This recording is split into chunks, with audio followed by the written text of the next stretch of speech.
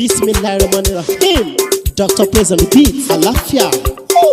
Áńgẹ́lì mi ò ní sùn. Oríwo ya ògùn wa tán.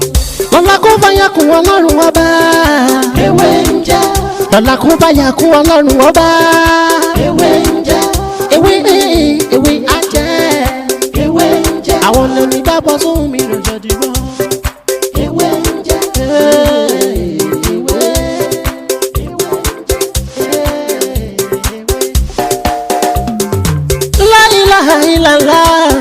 Alawalu, alakiru, asọhiru, abatinu, Ọlọ́run ọba.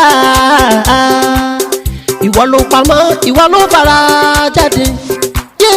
Alárágbá yìí dániyàn, ara tó wù ọ́ dáadáa ló dẹ̀ ń dá. Èyí tó ní káwa máa fẹ́ wé dá ládẹ̀ fi dá. Ìwọ ṣàlò ní kọ́kọ́rọ́ gbogbo ẹ̀mí ènìyàn. If you can try this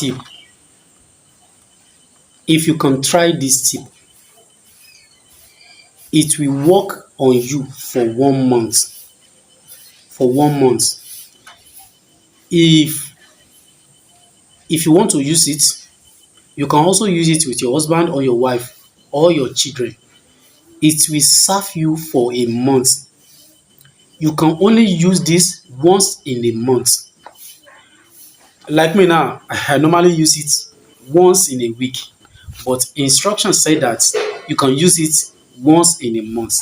Reason is that back then, that olden day, they normally use it once in a month. But this new generation, because one era of yesterday is different from one era of today, which means that olden day is different from this new generation. New generation is very, very, very hard, very tough. That is why I'm using it once in a week. You can also use it once in a week. Yes, or once a month. Back to sender. That is what I want to discuss with you. Back to sender and stone. We all know stone. Hard stone. Àwọn akókúta tó máa ń lé yẹn. 16 of hard stone. Small stone, not big one. The one that you can easily put inside this back to sender. 16 pieces of stone. 16 pieces of stone. And odidi atare kan. The bunch of alligator pepper. The whole seed of alligator pepper. You put it inside. So how to use this tip? Hello everyone. Welcome back to my channel. My name is Dr. Mutio Latiboye, also known as Babewinje. If you are new to this channel, please consider subscribing to my channel and make sure that you turn on the notification bell. So whenever I upload to this channel, you'll be the first person to watch. And if you need more of my videos, go back to my previous videos. See a lot of videos there that can help your spiritual life. So what are we going to use today? We want to use back to sender. Back to sender perfume. Are you with me? It doesn't matter if it is big or the small one. Just make sure that you get back to sender perfume.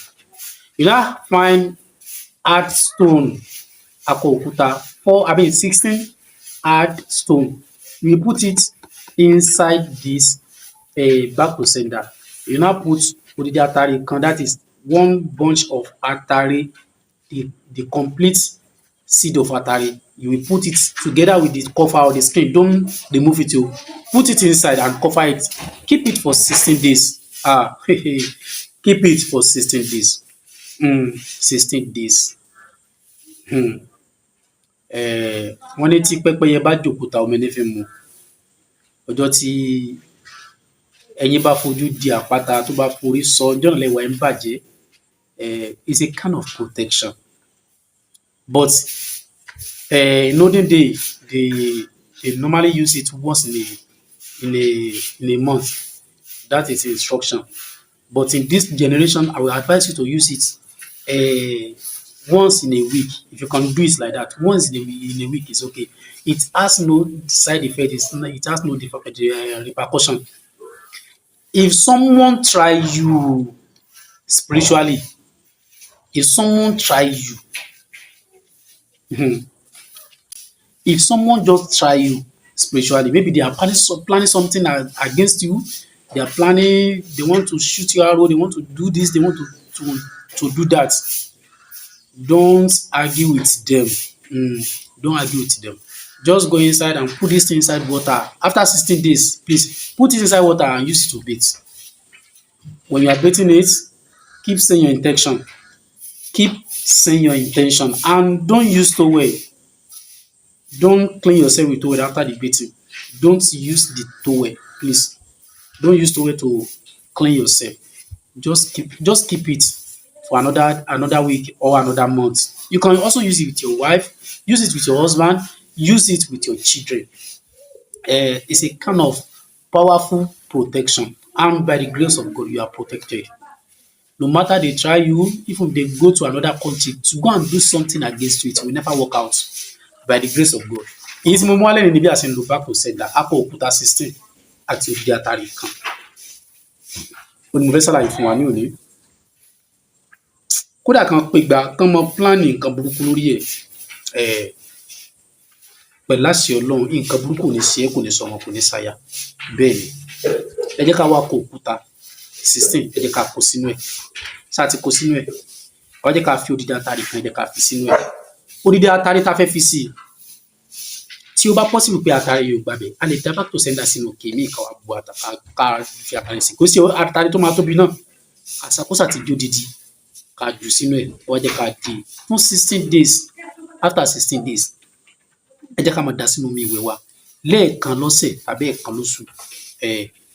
Ẹni tó bá ní ayé ò ti bàjẹ́, ó máa kan àgbákò, ìbínú Ọlọ́run ó máa kan lára ẹ̀. Tó bá ní òun ti bàjẹ́, òun náà ayé ò ti bàjẹ́, òun tó fẹ́ ba ayé ẹlòmíì jẹ́, ẹni kó lọ sí, ẹni kó gbìyànjú ẹ̀ o. Ó máa kan ìbínú Ọlọ́run, ìbínú Ọlọ́run ó máa kàn látara ẹ̀ pẹ̀lú àṣẹ Ọlọ́run. Ẹ kàn rí ẹlòmíì ya wèrè mú ni kí ló ṣe é, nǹkan kò ṣe é, ẹ kàn gbọ́ ẹlòmíì kú. Ní kúkú òjijì tọmọtọmọ tayátayá tẹbitẹbi taratara. Ẹ lọ gbìyànjú ẹ̀. Iṣẹ́ ayé jọ̀hún ni, iṣẹ́ ayé jọ̀hún ò ní. Àdúrà wa gbà, Ọlọ́run ní fi wálẹ̀. Àṣírí wo ní tú. Ẹni tó bá dìgbà míì, á tún mú ọ̀rọ̀ mi tuntun yàtọ̀ sí eléyìí wá. Èmi náà lọmọ yín, àbúrò yín, olólùfẹ́ yín, Dr. tí láti wé ìtàyè mo sì mí jẹ́. Ẹgbẹ́ ewé ń jẹ́ iwájú ṣáàbìtì tàwa. Ọlọ́run ló dé wa láyé yìí. Ṣé bóun lóhun tó ṣolókùrò wa lẹ́ṣà? Ẹgbẹ́ wa ò ní tú o. Alright, èèyàn mi ẹ jẹ́ ká lọ sọ́dọ̀ Dr. Mutiu Táíwò Ọlátìbóyè yìí, pírẹ́sídẹ̀ntì ti yá ní. Èjì rẹ̀ o.